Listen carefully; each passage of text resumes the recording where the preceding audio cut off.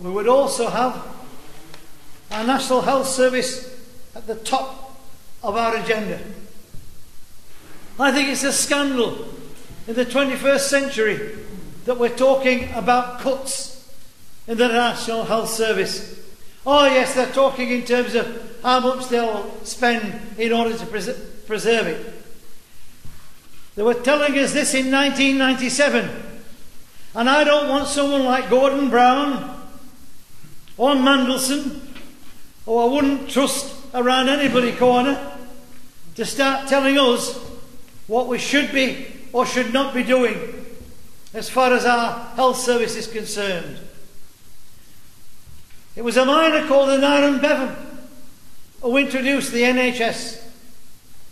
And for the first time, people were able to go to a hospital or a doctor without looking to see if they've got enough money to pay.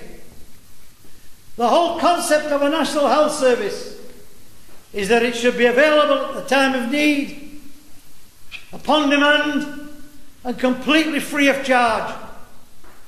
And I find it obscene that if you go to a doctor or a surgeon and he says you need an operation but there's a 3-month waiting list, but if you can pay either through Bupa or from your own pocket, you can come in tomorrow.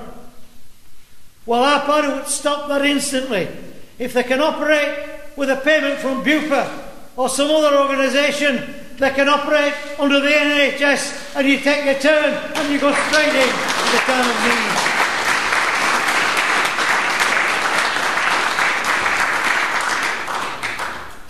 Tony Blair, yes, could say education, education, education. He should have said gratification, gratification, gratification.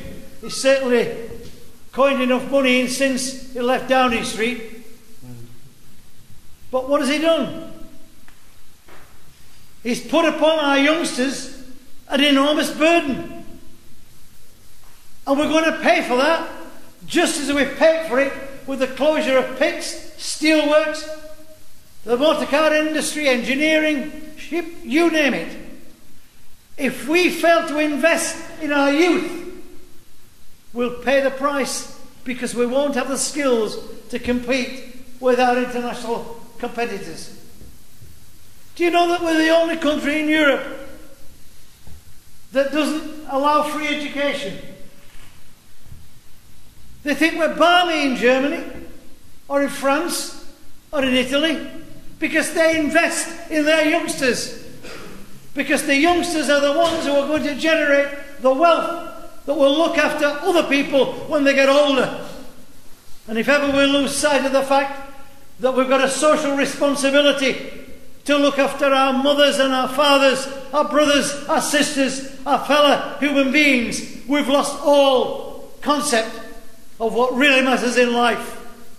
That's why we're socialists. That's why it matters. That's why it cares, as far as we are concerned.